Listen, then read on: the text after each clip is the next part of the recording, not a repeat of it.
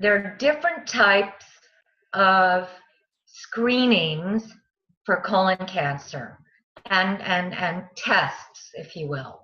So the first one that most people generally know about is colonoscopy. It is the gold standard in that you can kill two birds with one stone with the colonoscopy.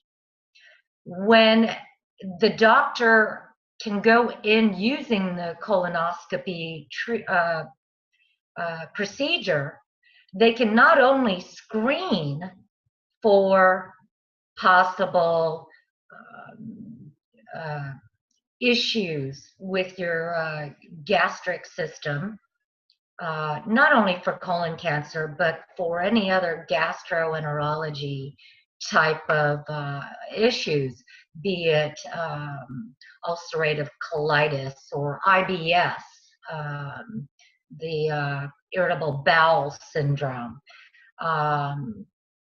But colonoscopy is not the only way to screen.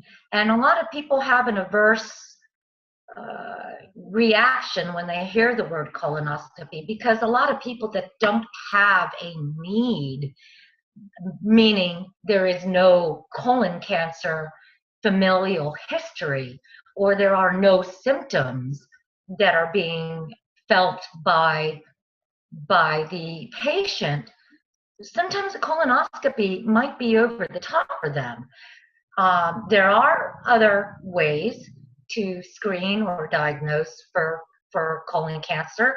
One is the simple stool kit, which you can easily buy for $10 or $12 over the counter at major drugstores. They're pretty much fecal exams. So there are many types. You pick and choose as you wish.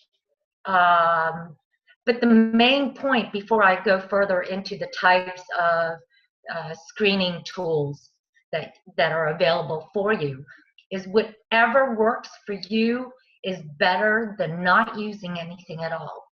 Okay?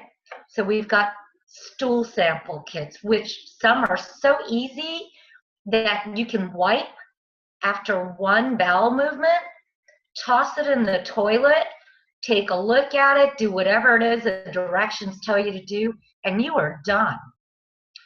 Then we have other stool kit samples where they use somewhat similar to litmus paper, where the changing of a color of a piece of paper can tell you whether or not you may or may not have bleeding in the stool. Another type of tool used is a sigmoidoscopy. The other one would also be a fused endoscope, which is a fairly new procedure that you can Google and look more into. And also the double barium enema X-ray, which is, to me, worse than a colonoscopy.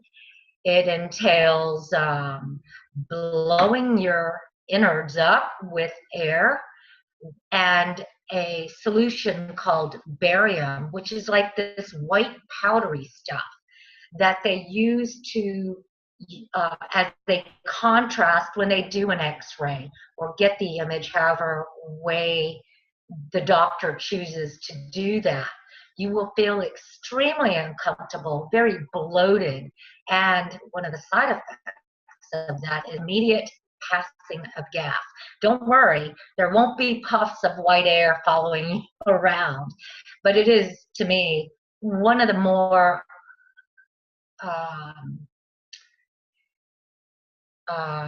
not just embarrassing ways of going through it, but a very uncomfortable way of going through that.